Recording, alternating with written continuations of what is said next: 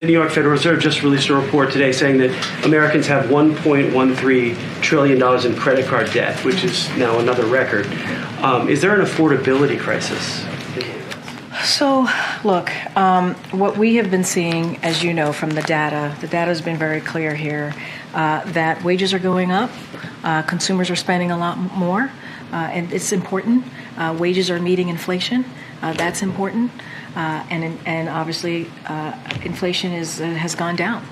And I think that's important as well. You got to look at the holistic components of the data, and I think that tells you a story of where we are as an economy. Just on East Palestine, do you have any update on the president's plan to travel?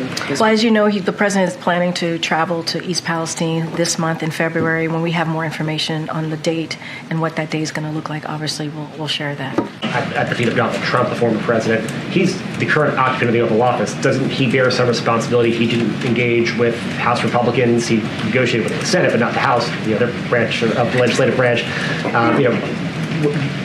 Where is he taking responsibility here? The president has taken this issue incredibly seriously from day one. You heard us say this over and over again. You heard this from the president. On the first day of his administration, he said, I'm going to put forward a comprehensive immigration legislation that was introduced more than 3 years ago. More than 3 years ago, and they have failed to act. I want to ask you about layoffs. So UPS is cutting 12,000 jobs.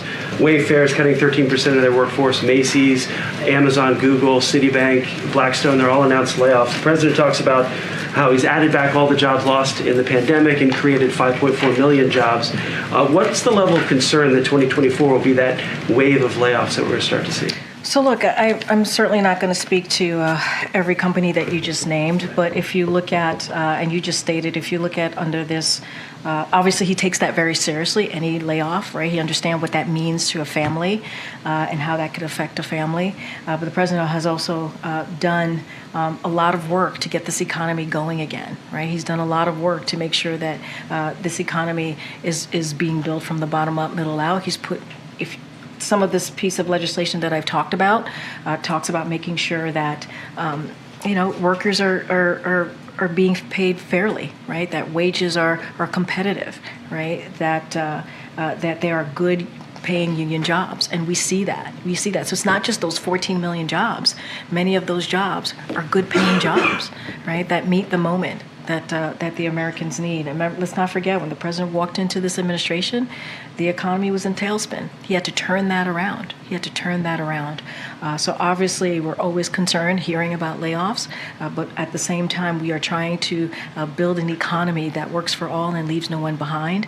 And you see that whether it's in the Chips and Science Act, whether it's the bipartisan infrastructure legislation, make sure that those jobs are good paying jobs, good union jobs, and many of them you don't need a college education, so that's really important as well.